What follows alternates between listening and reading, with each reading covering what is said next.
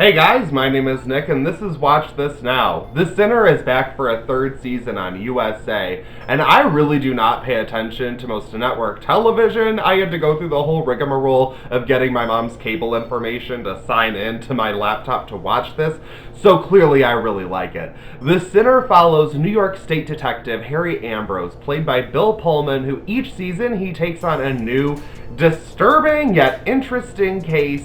And what sets this apart from the typical police procedural, because I hear ya, I'm over it, I'm done too, but what's different about The Sinner is that it isn't about finding who the person is that did it. It's not a whodunit, but a whydunit. We know who the culprit is, but it's about finding out why it is that they committed whatever act it is that they did. The first two seasons are streaming on Netflix. Highly recommend it. Great show. So bingeable. I like that each season is different yet interesting and still fits into exactly what this show is supposed to be. Now, in season 3, we continue with Harry Ambrose. He is haunted by all kinds of bad decisions he made in the past, so he is throwing himself into his work to keep himself distracted and whatnot. But what is the sin in question here? Well, we follow Matt Bomer's character, a professor or a teacher, he's one of the two, but he has a pregnant wife, she is near due, they have a lovely home, he's got the life, but it seems as though he's having a hard time keeping it all together.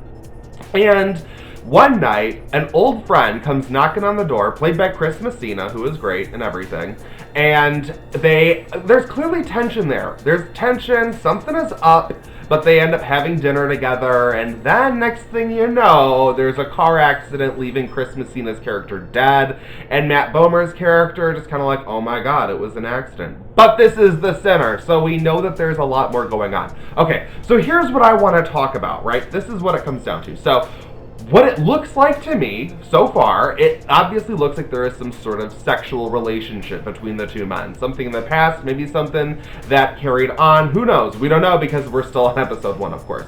And it's interesting because on one hand, I'm of two minds of this right now, and that's kind of why I had to make a video about it, because on the one hand, I'm like, I'm so over the storyline, you know, a man in modern day 2020 America not allowing himself to be gay and going through the whole, you know, having a wife in this life and keeping up this image instead of just being who they are. Like, I've seen it a million times. I'm so over it. I'm like, this is so dumb.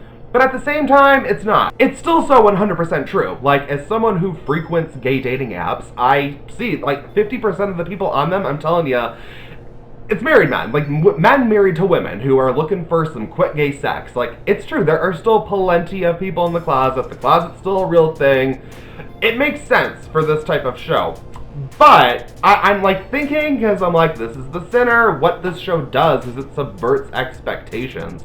And I think by casting an openly gay actor like Matt Bomer, I think immediately sets us up. I'm like, oh, clearly there's this gay relationship. But again, this is The Sinner, and we know a whole bunch of information is going to come out of nowhere, and it's going to be wild. And so I'm wondering, like, did they set this up to make us believe this very obvious situation is happening? Or, I mean, I'm like, there has to be more to it, right? But I'm just so into it. I'm interested. I'm interested to see how this one plays out. I would like for there to be a very strong story to it. You know, the first season, I was slightly disappointed by the ending. I still really liked it, but the ending, it all felt a little too much, a little too convenient for me. I really enjoyed season 2, though. That was something else, but it all really made sense. I'm hoping that there is an interesting tale that we can piece together here that is going to be something new and subversive and hopefully just interesting and entertaining. I'm totally on board. I like this show. I'm looking forward to seeing where it goes. But I'm wondering, anyone out there, if anyone else is watching The Sinner, what do you guys think is happening? What do you think is going on? Let me know in the comments below. I'd love to talk this one with you guys. And is anyone watching that show Briar Patch that's also on USA? Like, I've been wondering why the hell Rosario Dawson doesn't have her own TV show, and now she does. So I think I'm gonna have to get into that one too. So let me know if it's good, if you've seen it. Thank you guys so much for watching this video. Let me know what your thoughts are in the comments below. Like this video, share it with your friends, share it with all your fellow sinners, and subscribe to Watch This Now so I can see you in my next video.